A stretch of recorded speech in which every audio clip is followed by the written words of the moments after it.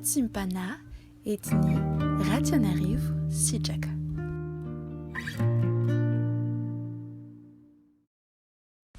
Que la grâce et la paix de notre Seigneur Jésus-Christ nous soient adressées ce matin, chère famille en Christ. Nous allons commencer par prier. Éternel Dieu, merci pour la nuit que tu nous as accordée. Et Seigneur, c'est quelque chose qui est immérité. C'est une grâce, Seigneur, de pouvoir entendre ta voix ce matin, de pouvoir être en vie, tout simplement, de pouvoir respirer, de pouvoir vivre la journée, Seigneur, que tu nous donnes. Souvent, Seigneur, nous pensons que c'est quelque chose de normal, de banal, et pourtant, Seigneur, tu nous mets à cœur ce matin que, en fait, c'est quelque chose qui est immérité. Et si nous sommes encore réveillés ce matin, c'est parce que notre mission, Seigneur, n'est pas terminée. Ce que nous avons à faire sur cette terre n'est pas fini, Seigneur, et je te demande, Seigneur, de nous fortifier, de nous encourager, Seigneur, par ton message ce matin, de toucher, Seigneur, notre cœur, pour que nous puissions vraiment, Seigneur, être de vrais chrétiens, des chrétiens fidèles et des chrétiens qui t'aiment et qui t'adorent plus que tout. Merci, Seigneur Jésus-Christ. Amen. Ce matin, chère famille en Christ, le Seigneur souhaite commencer par une petite histoire. Nous sommes en Afrique et la chaleur est forte. Le temps est sec. Et les habitants de notre village ont pour habitude de s'abriter sous un grand arbre. Cet arbre est là depuis fort longtemps, si bien que personne ne saurait situer exactement quand est-ce qu'il a été planté et comment est-ce qu'il a grandi et tenu pendant toutes ces années et toutes ces saisons. Cet arbre se situe sur la place principale du village, la place publique. Et il a connu, nous disions, toutes les saisons. Été comme hiver, il apporte rafraîchissement, ombre, abri avec ses feuilles. De la joie aussi. Combien d'anniversaires ont été fêtés par les habitants de notre village? Des inscriptions se trouvent même dans l'écorce de l'arbre. Les enfants se sont mis à écrire. Des mariages ont été célébrés, des photos ont été prises. Il y eut également des peines de cœur, des ruptures, des adieux, des au revoir, des secrets chuchotés au pied de l'arbre. Ces branches ont été grimpées par les enfants du village. Le grand-père, le père, le fils, la grand-mère, la mère, la fille, et ainsi de suite. L'arbre était si présent et finalement comme s'il avait toujours été là, que l'on considérait qu'il était part entière, il était une part entière de ce village. Puis un jour, il a fallu l'abattre. Alors on a commencé par le scier, mais son tour était beaucoup trop gros, beaucoup trop épais. On a essayé à la tronçonneuse, mais la tronçonneuse s'est mise à dérailler parce que l'arbre était si fortement enraciné et qu'il avait été là depuis si fort longtemps que la tronçonneuse n'a pas réussi à l'arracher, à le déraciner, à le couper. Alors il a fallu chercher un bulldozer, l'actionner fortement, et l'arbre finit par tomber. Ainsi prit fin l'abri sous ce grand arbre. Pendant l'hiver, pendant l'été, se sont terminées les périodes de rafraîchissement à son ombre, les joies, les anniversaires sous l'arbre, le fait de grimper dans ses branches et les inscriptions ont disparu. Sont partis avec l'arbre les peines de cœur, les ruptures, les au revoir et les adieux. Finalement, ne restait de l'arbre que sa souche.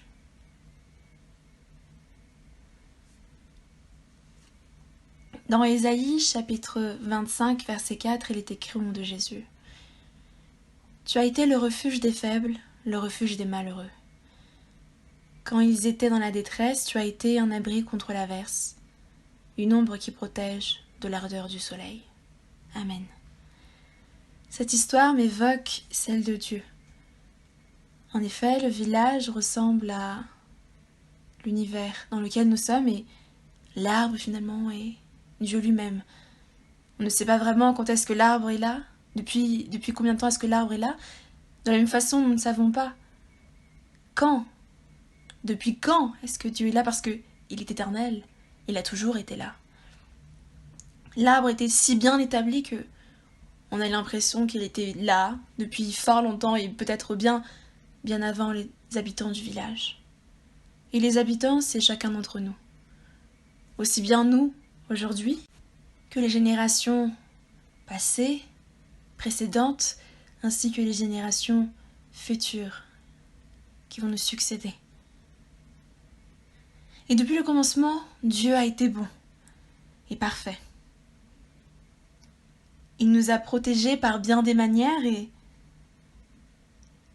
je crois fermement que chacun d'entre nous, que ce soit nous ici présents, les personnes qui ont vécu avant nous et les personnes qui vivront après nous, ont connu ou connaîtront la bonté de Dieu. Au moins une fois dans leur vie.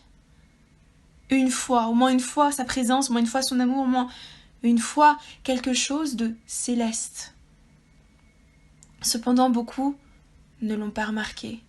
Beaucoup ne l'ont point vu. Beaucoup ne l'ont point reconnu. Certains ont vu et se sont probablement plaints de la pluie, mais n'ont pas remarqué que l'arbre a été leur abri, que les feuilles leur ont permis d'être moins trempées. Si nous regardons par exemple les personnes dans la rue, les passants, qui avec la pluie, d'ailleurs, il a plu hier et certainement il pleuvra toute la semaine d'après la météo, les passants ont l'habitude de s'abriter sous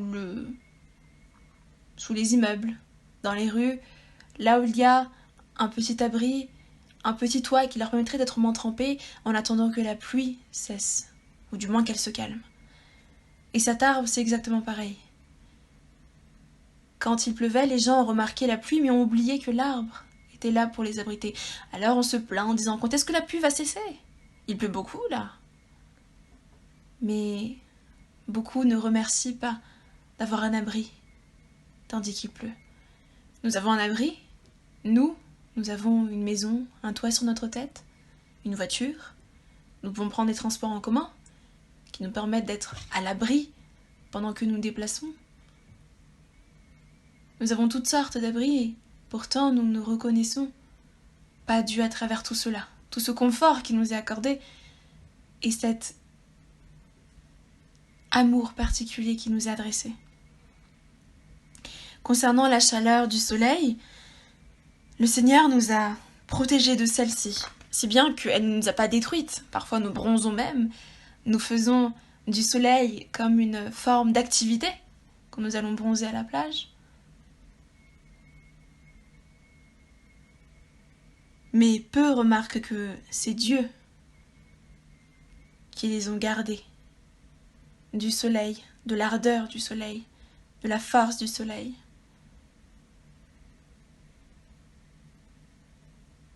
On pourrait dire aujourd'hui, mais des gens meurent de la famine, de la chaleur, de tornades, de typhons, etc. Oui, cela est une certitude. Et je ne prétends pas avoir la science infuse et je pense que tout chrétien serait d'accord avec moi. Nous ne connaissons qu'en partie. Il est écrit dans 1 Corinthiens chapitre 13. Nous ne connaissons qu'en partie. Et nous ne pouvons prophétiser et partager qu'en partie.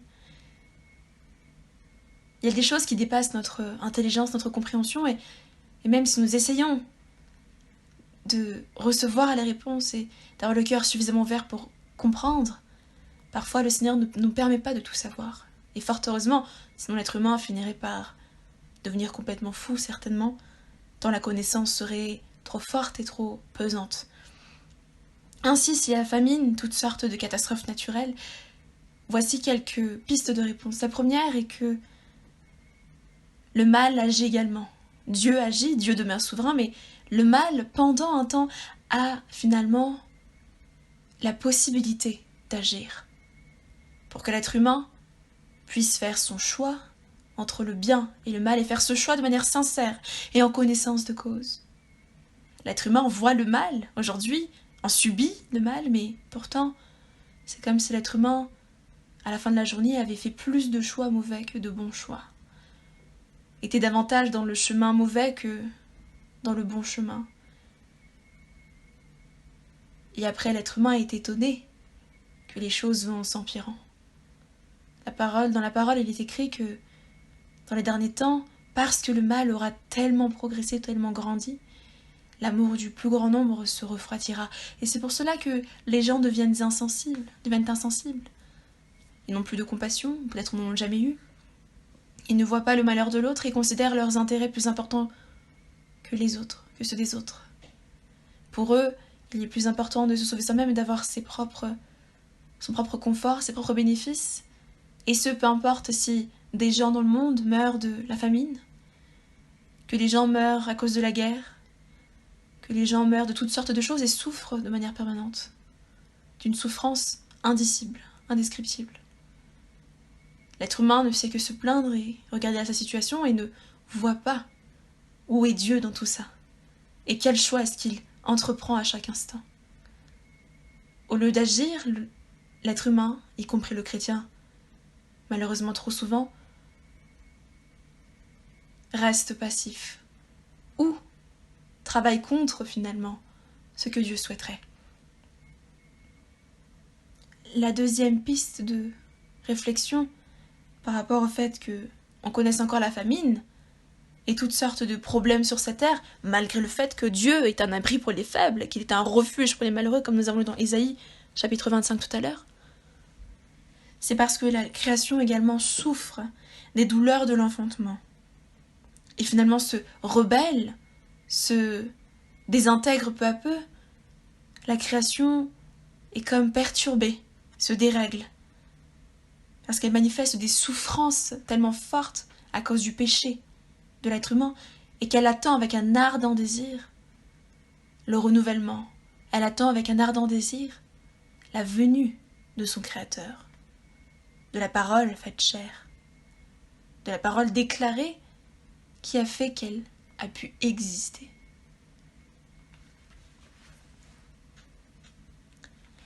Si aujourd'hui le Seigneur nous parle de tout cela, chers familles en Christ, c'est pour que nous posions la question: où est Dieu dans notre vie? Où est Dieu dans ma vie? Où est Dieu dans la tienne? Où est Dieu dans la nôtre? Où est Dieu dans la vie de ce monde? Est-ce que Dieu est ce grand arbre au centre du village qui est l'univers? Est-ce que les habitants de la terre sont reconnaissants de son existence et reconnaissent qu'il est Dieu?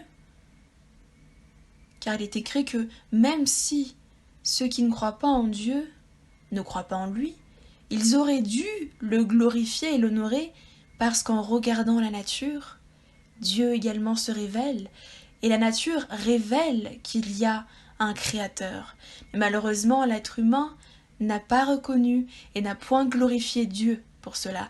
Alors l'être humain sera tenu pour responsable, et ce, même s'il ne connaît pas le Dieu dont parle la Bible. Où est Dieu dans ma vie? Où est Dieu dans la tienne? Est-ce que nous sommes reconnaissants? Est-ce que nous acceptons qu'il est ce grand arbre qui a toujours été là, qui a pris soin de nous, qui nous a protégés de l'ardeur de la souffrance, de l'ardeur du soleil, de la difficulté, qui nous a permis d'avoir des périodes de rafraîchissement? Ou est-ce que nous avons oublié tout cela et n'avons regardé que les circonstances autour de nous? Ô Seigneur, il pleut, ô Seigneur, les tempêtes sont fortes, ô Seigneur, il se passe tel ou tel événement, mais nous oublions que l'arbre a toujours été là et qu'il est présent.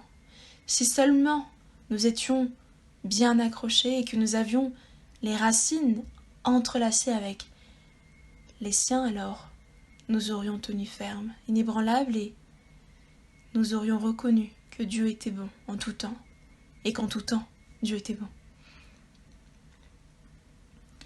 Est-ce que nous avons fini par déraciner cet arbre?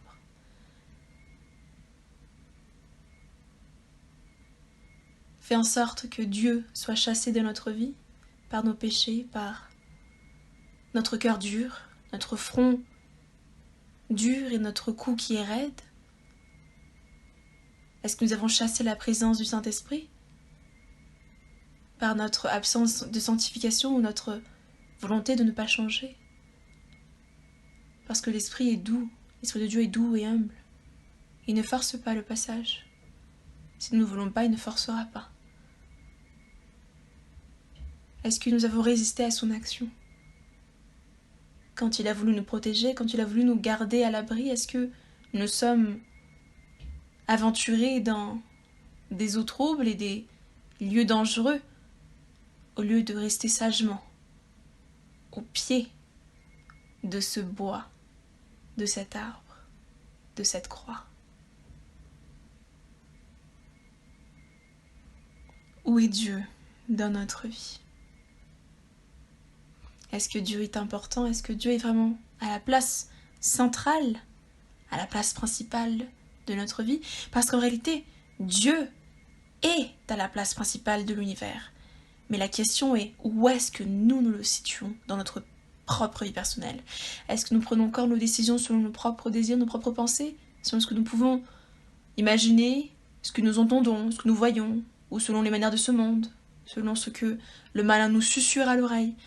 Ou est-ce que nous prenons les décisions et vivons comme si c'est Dieu qui vivait à travers nous et non plus nous-mêmes? Qui règne? Où est-il, Dieu? Nous implorons la présence de Dieu, mais en fait, il est là. Ou alors, est-ce que nous l'avons déraciné depuis si longtemps et avons ignoré sa présence, que nous avons l'impression qu'il est parti, ou qu'il est vraiment déjà parti? Seigneur Jésus-Christ, nous appelons ta présence. Si nous t'avons déraciné, Seigneur, te demandons, Seigneur, de te rétablir comme Seigneur et notre Dieu encore dans notre cœur et dans notre vie. Nous repentons, Seigneur, toutes les fois où nous avons essayé de te retirer, que ce soit par la scie, par nos péchés, que ce soit par la tronçonneuse, par notre ignorance, par notre volonté de nier ta présence et de finalement prendre les décisions sans te consulter et sans être cœur à cœur avec toi et esprit relié avec toi. Ou est-ce que nous t'avons carrément retiré avec le bulldozer en niant ton existence, en remettant la faute sur toi, sur ce que nous traversons, ou encore en se disant « Où es-tu, Dieu ?» Et pourtant, c'est nous qui t'avons nié depuis le départ, Seigneur. Nous remontons, Seigneur, de tout cela et nous revenons, Seigneur, sur nos voies. Te demandons, Seigneur, de nous changer, de nous transformer, de nous purifier, Seigneur Jésus. En ton nom, Jésus-Christ, nous arrête, nous prions. Amen.